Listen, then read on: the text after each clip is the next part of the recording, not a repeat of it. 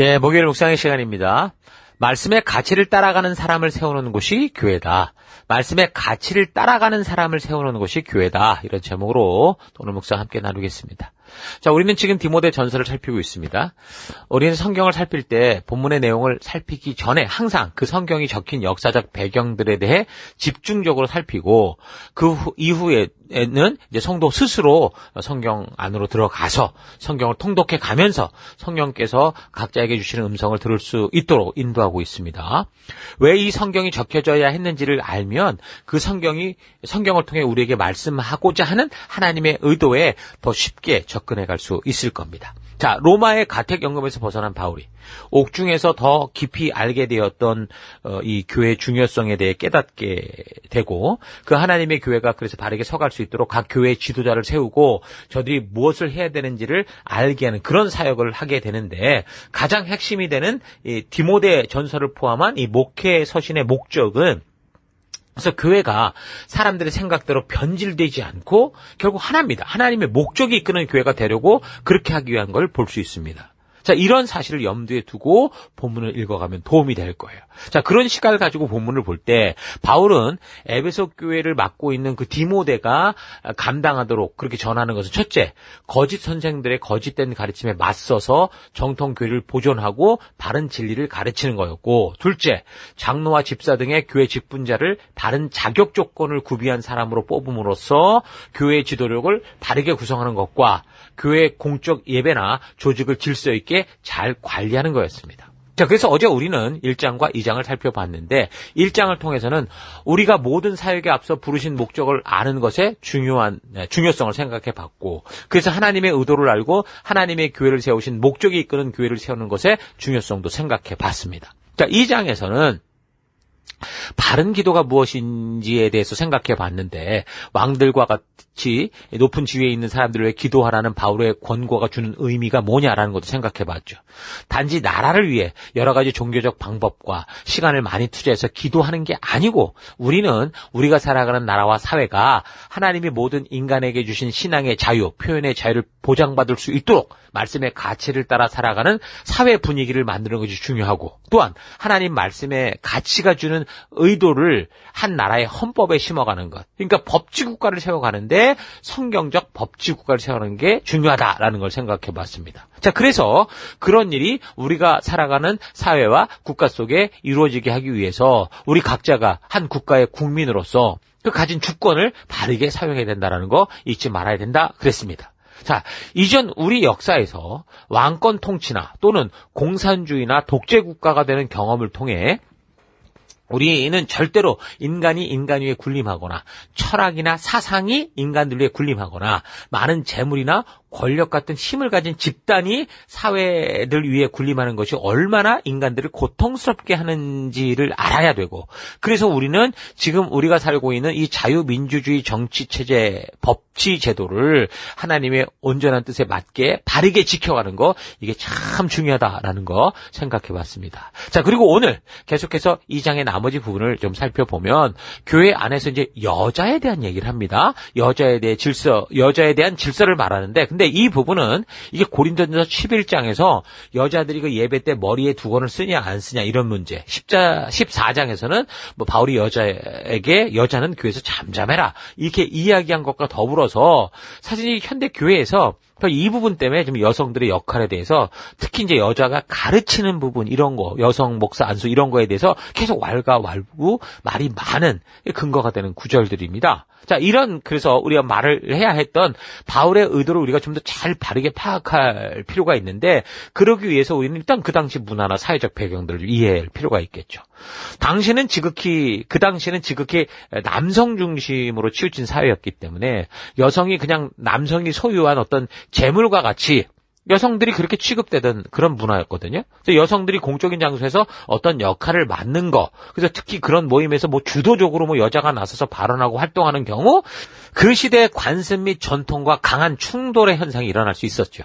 자, 그래서 이 본문을 이해할 때 먼저는요, 이것이 여자들에 대해서만 이야기를 하려고 한 게 아니라는 거예요. 이걸 이해해야 돼요. 그러니까 함께 공적 예배로 모일 때, 그러니까 공적 예배를 드릴 때 질서에 대해 얘기할 때, 그 질서에 따른 역할들에 대해 이야기를 하다가 나온 게 여자 얘기였어요.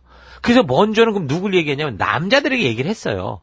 먼저 남자들에게 말하는 것은 서로 공적인 모임에 모였을 때 화를 내거나 뭐 말다툼을 하거나 뭐 그러지 말고 좀 기도에 힘써라 이런 얘기를 합니다. 2장 8절. 그러므로 나는 남자들이 화를 내거나 말다툼을 하는 일이 없이 모든 것에서 거룩한 손을 들고 기도하기를 바랍니다. 이렇게 얘기를 해요.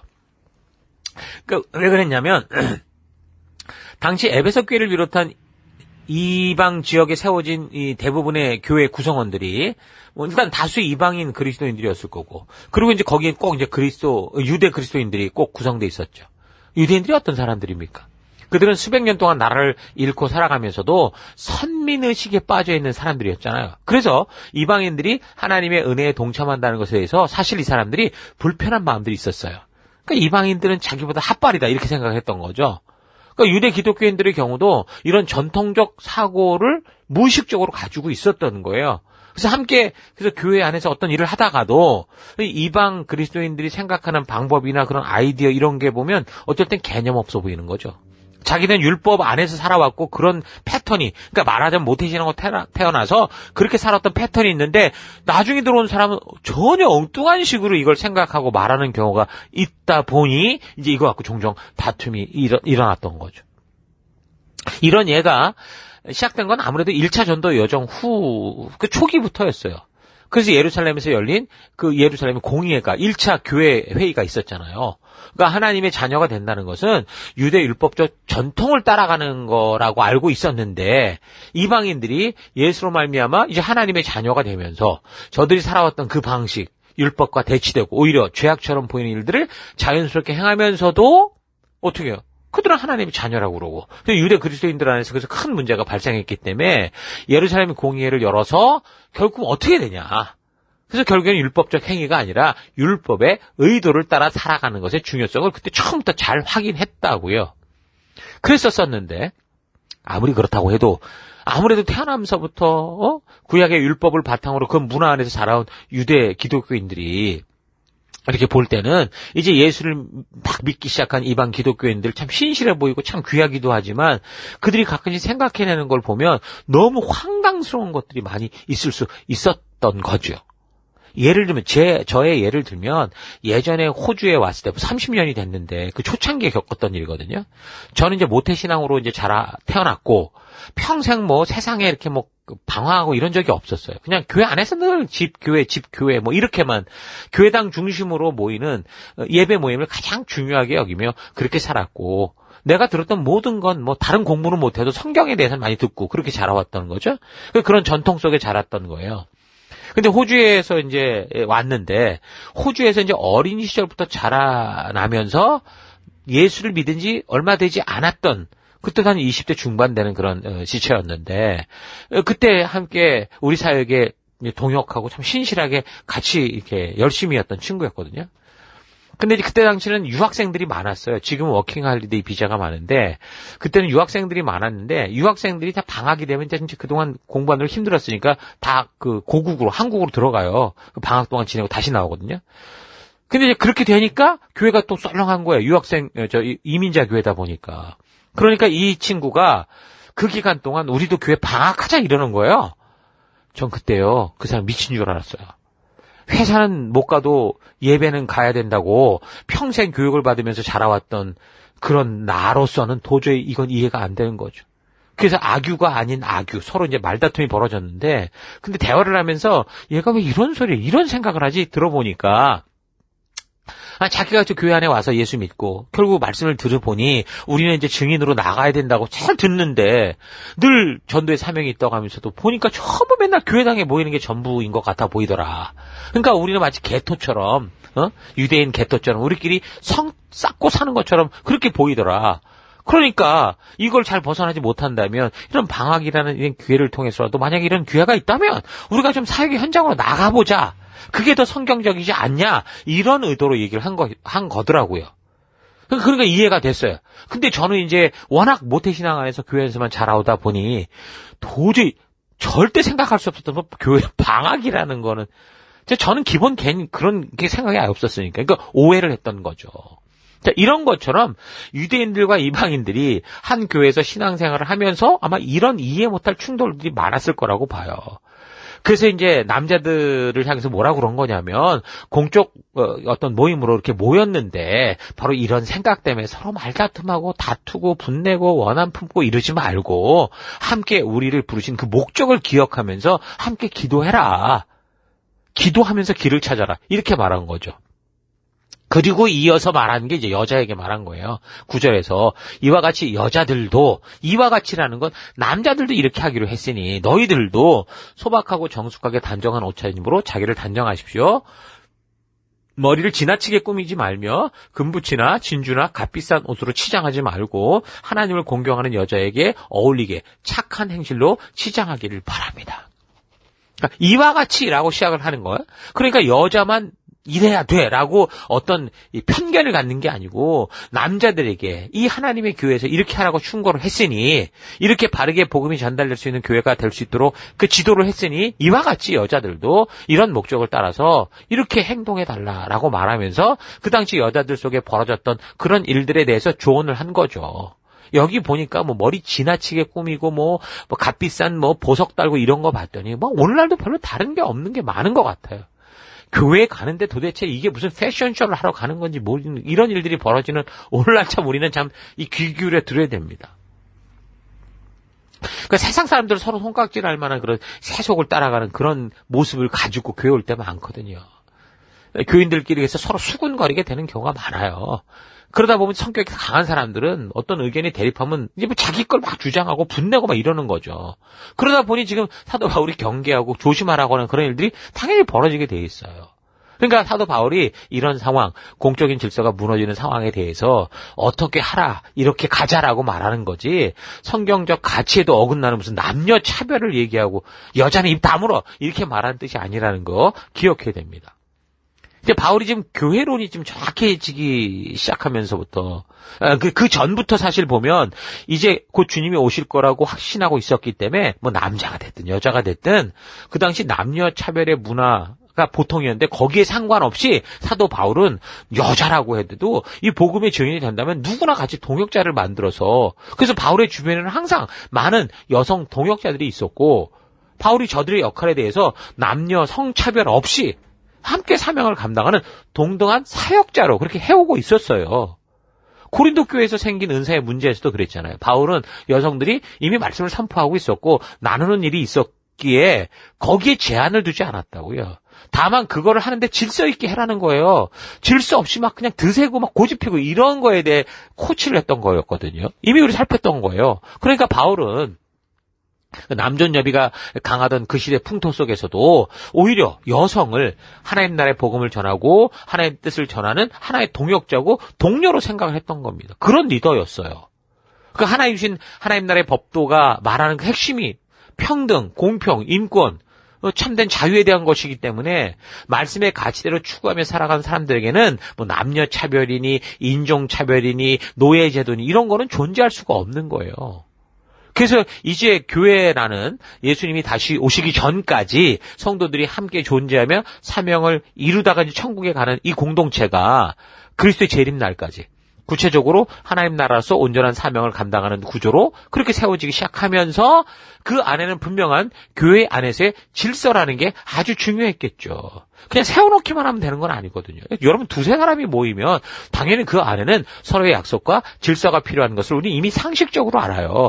자녀를 키워봐도요. 애 하나만 나면은 마음대로 막 해도 막 별로 큰 제약도 없고 욕심도 없는데 둘 생기고 셋 생기잖아요. 이거는 서로의 약속이 없으면 이 가정은 온전할 수가 없어요. 자, 그런데 그런 교회로 모이는 곳에 이전부터 각자 맡은 곳, 가정이나 셀에서 아주 헌신하며 열심히 사역을 감당하던 사람들, 그 리더들이 이제 공동체로 같이 모이게 되다 보니 그런 상황 속에서 자기에게 익숙한 걸 이제 하게 되는데 그걸 주장했던 거죠. 자기 방법만 강하게 요구하고 그랬던 것 같아요. 빌립보 교회에서도 그런 일이 있었잖아요. 유오디아와 그 순두계라는 그 두 여성 리더가 충돌했던 거. 그리고 고린도 교회에서도 이미 예배의 질서, 교회의 질서를 어지럽게 할 정도로 여자들이 그 은사를 막 잘못 사용, 은사를 하고 있는데 은사를 잘못 사용하는 일들이 있었는데, 그러니까 그 시절 여러 지역 교회들 안에서도 이런 교회 질서를 어지럽게 하는 이런 보편적인 일들이 지금 사도 바울이 발견한 이런 일들이 계속 있었다라는 거죠. 그래서 결론적으로 바울의 사역 현장을 볼 때 핵심은 그라는 하나님이 주신 하나님의 나라를 우리의 생각과 우리의 방향과 우리의 성격대로 가는 게 아니라 하나님의 목적대로 서게 하는 거, 이거를 지금 말하는 거고, 그렇죠. 남녀를 차별해서 뭐 여자들이 사역 현장에는 서지 마라, 설교하지 마라, 이런 얘기를 하지 않는 거다라는 거 잊지 마십시오. 자, 그러니까 바울이 굳이 사람들이 이렇게 이 구절을 읽으면 지금 우리도 읽으면서 오해를 할 만한, 왜 이런 이야기를 이런 식으로 표현했을까라는 거, 했다라는 거는 이미 그 안에는 이미 고린도 교회도 그랬던 것처럼 그 당시 교회 안에 이미 남녀 차별 없이 그렇게 서로 이렇게 중요한 역할을 하고 있었기 때문이다라는 거죠. 그러니까 여자들이 교회에서 아무런 역할도 안 하는데 갑자기 여자한테 너 조용해, 이렇게 말하지 않는다는 거잖아요. 그러니까 분명히 여자들이 이미 중요한 역할들을 함께 감당하고 있었기 때문에 그랬는데, 뭔가 함께 하는 일에 있어서 전체 교회와 예배의 질서를 혼란하게 하는 그런 문제가 발생하게 되니까, 그래서 남자들에게도 이렇게 하라, 또 여자들에게도 교회의 질서를 어지럽히지 않고 하나님이 우리에게 맡기신 이 증인된 사명에만 집중할 수 있는 그런 질서 있는 교회가 되자, 그런 식으로. 그래서 이제 남자에게 또 여자에게 이렇게 조언하고 있는 이 말이라는 거 잊지 마십시오. 그래서 혼자 사역을 하는 것보다 여러분 함께 하는 거 쉽지 않잖아요. 바울은 계속해서 그가 보내는 편지마다 근데 교회와 성도가 다 같이 하나 되는 일에 힘써라, 하나 되는 성령이 하나 되기 위해서 힘써 지켜라, 이런 굉장히 많이 강조하거든요. 한 사람이 어떤 사역을 감당하든지 자기 방법과 자기 생각이 있는 거 나쁜 거 아니에요. 그리고 어쩌면 그런 자신의 생각대로 혼자 모든 거 할 수 있으면 굉장히 주도적이고 좋을 수도 있죠. 그런데 이제 이 교회는요, 혼자 가는 교회가 아니에요. 그리스도가 머리 대신 교회의 몸으로 하루가 다 연결된 마디가 됐기 때문에 그 이 몸이, 눈이 난 먼저 보겠다고 눈알만 빠져가지고 둥둥 떠다닐 수 없잖아요. 그러니까 이제 나만 좋은 기록을 남기겠다 해서 100m 달리기 하는 이런 게 아니고, 교회는 마치 2인 삼각 경기를 하는 것처럼 평생을 다른 지체들과 함께, 평생이 언제? 하나님 나라 가는 날까지 다 같이 하나님 나라에 들어가는 영적인 마라톤을 해야 되는 그런 공동체가 교회다라는 거 잊지 마십시오. 그래서 당연히 서로 각자의 의견이 존중되면서도 우리 서로가 다 함께 갈 수 있는 질서를 잘 만들어야 돼요. 약속과 하나님의 뜻에 벗어나지 않는 그런 청사진을 잘 그려야 됩니다. 자, 그런데 그렇게 하나 되어야 될 순간에 그게 남자가 됐든 여자가 됐든 자신의 생각만을 주장하고 고집하게 되면 결국 하나님 세우신 교회라는 공동체 질서가 무너지고, 그렇게 되면 그 공동체는 겉으로는 교회라는 이름으로 존재한다고 해도 사람들이 부글부글 바글바글 뭐 많이 모인다고 해도 그 내부는 하나님 주신 사명 중심적이지 않고 전부 관계가 갈라진 상태로 세상과 다를 바 없는 그런 메마른 교회가 되겠죠. 그러다가 붕괴하게 되는 거예요.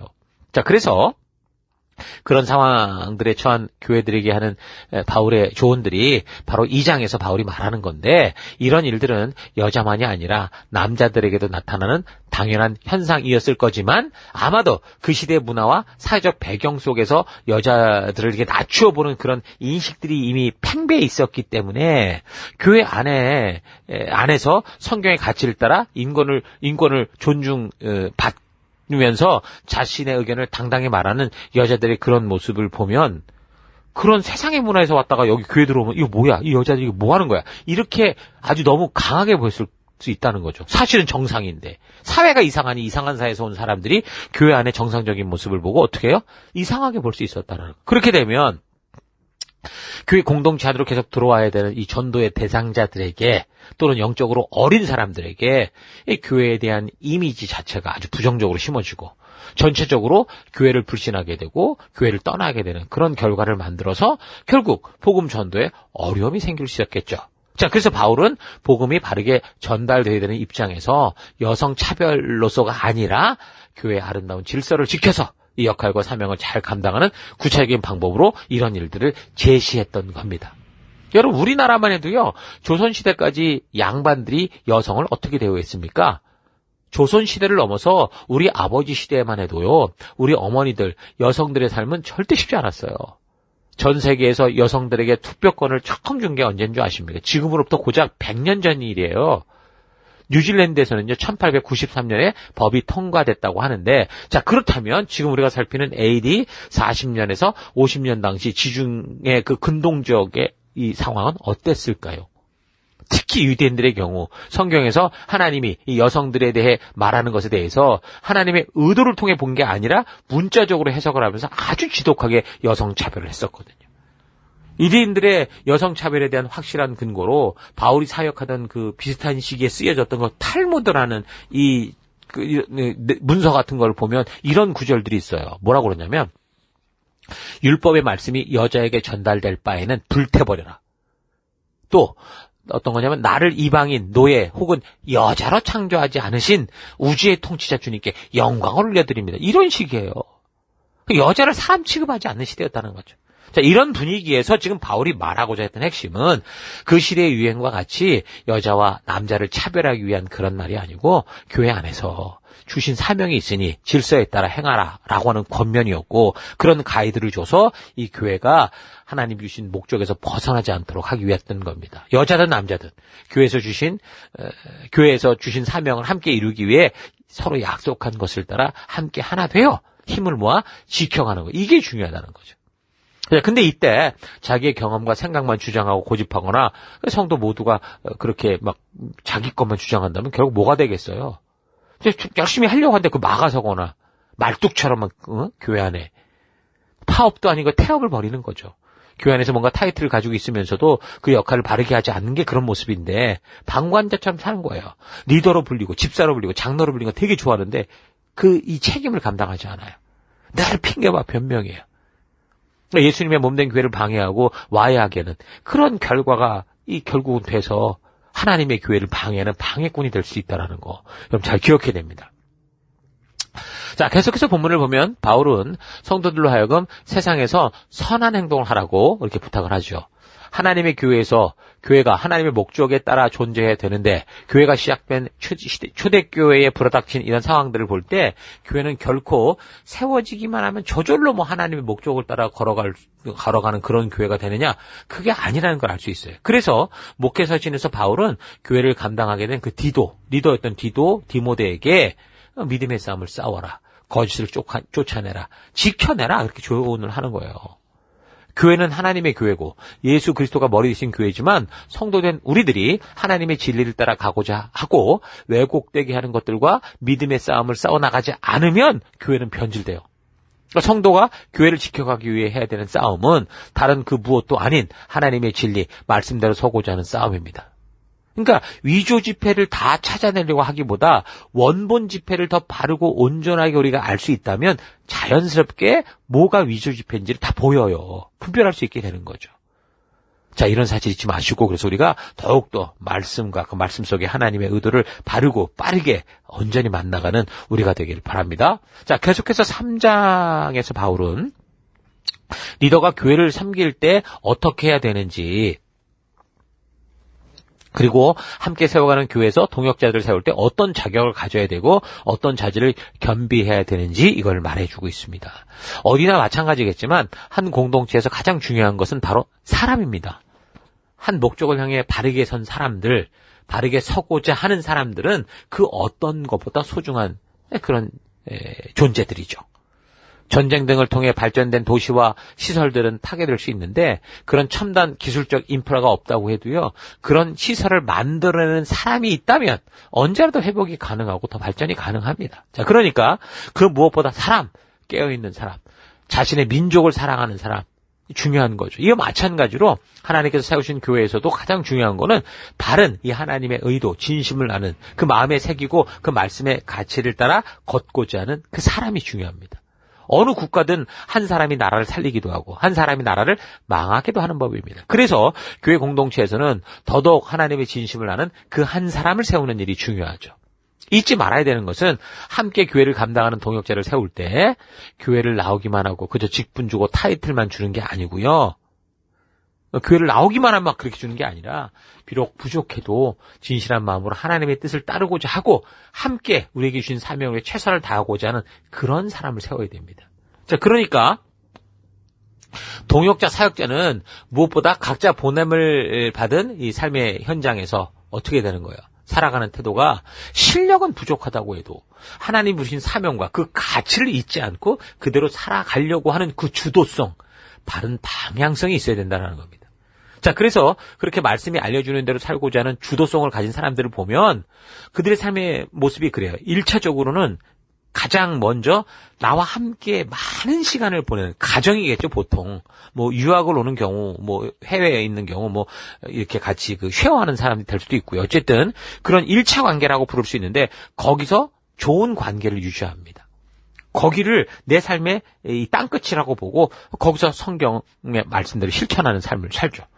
그래서 하나님이 최초로 만드신 그 가정 안에서 먼저 바르게 말씀의 가치를 따라 살아가지 않으면 그럼 건물의 기초가 다 무너진 상태이기 때문에 어떤 삶을 살아도 결코 온전할 수가 없어요. 그래서 하나님의 뜻대로 서고자 하는 주도성을 가진 사람들은 먼저 가정에서 말씀의 가치가 주도하는 삶을 살아내고 순종하는 삶의 현장이 되어야 되는 게 당연한 겁니다. 그래서 하나님의 진실한 마음을 아는 사람들은 그래서 1차 관계, 가족과의 관계를 소중하게 생각하는 그런 열매들이 맺히게 되어 있어요. 바로 그런 가정에서 하나님을 사랑하는 생명이 태어나고 자라가고 변함없이 하나님을 사랑하며 그 뜻대로 살아가는 귀한 생명들이 성장하는 그런 유일한 곳이 가정. 하나님 그것 때문에 만들었기 때문에. 가정은 굉장히 소중한 겁니다. 그래서 조심해야 되는 것은 그 가정이 그렇게 소중한 건데 오히려 하나님과의 관계가 무너지게 하는 것이 돼서는 안 된다라는 거죠. 그래서 부모도 자녀를 키우는 방법을 배워야 되고 자녀도 부모의 온전한 교육을 따라가는 그런 지혜들을 얻어야 되는 거예요. 자, 그래서 그렇게 이제 1차 관계인 가정에서 온전해질 때 더 나아가서 이제 예배당에 와서 드리는 예배를 통해 또 뭐냐? 성도가 아니라 먼저는 하나님과의 관계. 이게 건강해져야 되는 거예요. 그게 예배인 거거든요. 그래서 예배를 소중하게 여기고 더 나아가 교회당을 통해 예수 그리스도의 몸된 교회를 세우기 위한 그런 성도를 섬기는 교회를 섬기는 사역에도 적극적이 되는 거죠. 먼저 관계예요. 그리고 사역입니다. 무엇보다 생명을 낳는 생명을 세우는 성도의 기본 기획에서 아주 충실한 태도를 가지고 또한 하나님께서 좀 나에게 주신 달란트를 가지고 교회를 풍성하게 하고 다른 지체들을 돕고 섬기는 사역에 충실한 삶을 살아야 되는 거예요. 그럴 때 더 나아가서 우리의 시야가 더 넓어져서 이 교회를 넘어선 이 세상을 향해 땅끝을 향해 세상을 향해 우리가 바르게 나아가게도 그 어둠 속에서도 참된 빛과 소금된 삶을 증인된 삶을 살게 되는 거죠. 자, 그러니까 비록 지금 당장 실력은 부족해도 이렇게 하나님의 말씀의 가치를 따라가고자 하는 참된 믿음의 주도성이 있어서 삶의 우선순위가 참으로 하나님과의 관계로부터 바르게 잡혀가는 사람들을 동역자로 리더로 세워야 된다라는 거예요. 모든 성도를 이런 사람으로 세워가야 된다라는 거 잊지 마십시오. 자, 그래서 바울은 교회 리더십을 세움에 있어서 무엇보다 가장을 잘 다스리는 사람을 감독, 집사로 세우도록 명하고 있는데 바울이 가장 중요하게 생각하는 건요. 말씀의 가치대로 주도성을 가지고 순종하고자 하는 그런 기초적인 태도나 기초적 믿음에 충실한 사람이 서야 교회를 3000% 빠지지 않고 바르게 나아갈 수 있다라고 그렇게 생각한 것 같아요. 자, 그런데 오늘날 어때요? 교회 직분인 뭐 감독, 장로, 집사 이런 타이틀을 가진 사람들을 보면 바울이 여기서 말해주는 감독이나 집사의 자질과는 전혀 상관없이 그저 교회를 나오는 경력만 되면 시간만 되면 나이만 되면 무조건 사람을 세워서 결과적으로 그 결과가 뭐가 됐느냐? 교회를 전부 그냥 날라리판으로 만드는 거예요. 스스로 수준을 낮추는 거죠. 교회들 스스로 이런 사람들로 인해서 지금 얼마나 어려움을 겪고 세상으로부터 욕먹고 있는지 몰라요. 아니 혹시 타이틀을 먼저 줄 수도 있다고 저는 보거든요.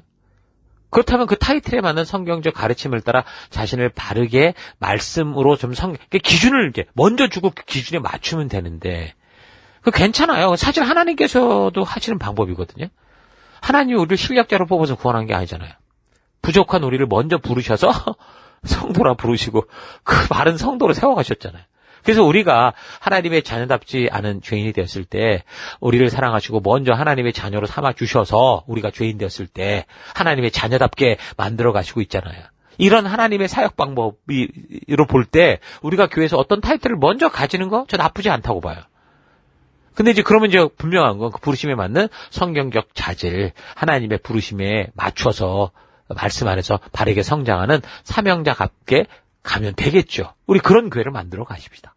그래서 디모데전서의 이런 구절들, 리더들이 어떤 존재인지를 읽다 보면 어쩌면 리더의 타이틀을 가지고 있지만 우리가 늘 부족하고 하다고 느끼는 우리 입장에서 우리 늘 좀 부끄러울 수 있고 사실 죄책감이 들 수도 있을 거예요. 근데 아까 죄책감이 뭔지 아까 이미 우리 어제 이 얘기를 했었죠. 자, 그러나, 그래서 어쨌든 우리가 이렇게 성경을 읽다가 느끼는 죄책감이나 부끄러움은 우리로 하여금 하나님 말씀대로 살지 못하는 길에서 벗어나서, 그러니까 다르게 이 방향을 설정하는 거라고 그랬잖아요. 그래서 바른 말씀의 길로 인도하는 하나님의 인도하심이다라는 사실 기억하시고, 우리 다시 마음을 좀 새롭게 결단해서 우리에게 주어진 이 타이틀에서 부족한 모습들을 더욱더 주 안에서 말씀대로 훈련하고 그리스도의 장성한 분량에 이르기까지 포기하지 않고 도전하는 우리가 될 수 있기를 바랍니다. 자, 이런 사실 잊지 마십시오. 자, 오늘 하루 나는 하나님이 교회와 성도에게 주신 사명을 알고 그래서 교회 안으로 들어오는 예수의 피로 산 생명들을 가장 소중하게 여기고 그 생명들을 하나님의 말씀의 가치대로 주도성을 가지고 살아가는 성도로 세우는 하나님의 뜻을 삶의 최우선 사명으로 알고 순종하는 삶을 살고 있는지, 아니면 그저 교제의 선에서만 머물러서 하나님께서 우리에게 주신 이 복음과 말씀을 전하며 잘하는 일로 그렇게 나아가지 않고 자꾸 편안하고 핑계와 변명을 찾는 쉬운 삶들만 추구하고 있지는 않은가 차분히 되돌아보기 바랍니다. 사람들과 좋은 관계, 친한 관계를 유지하는 것은 쉽습니다.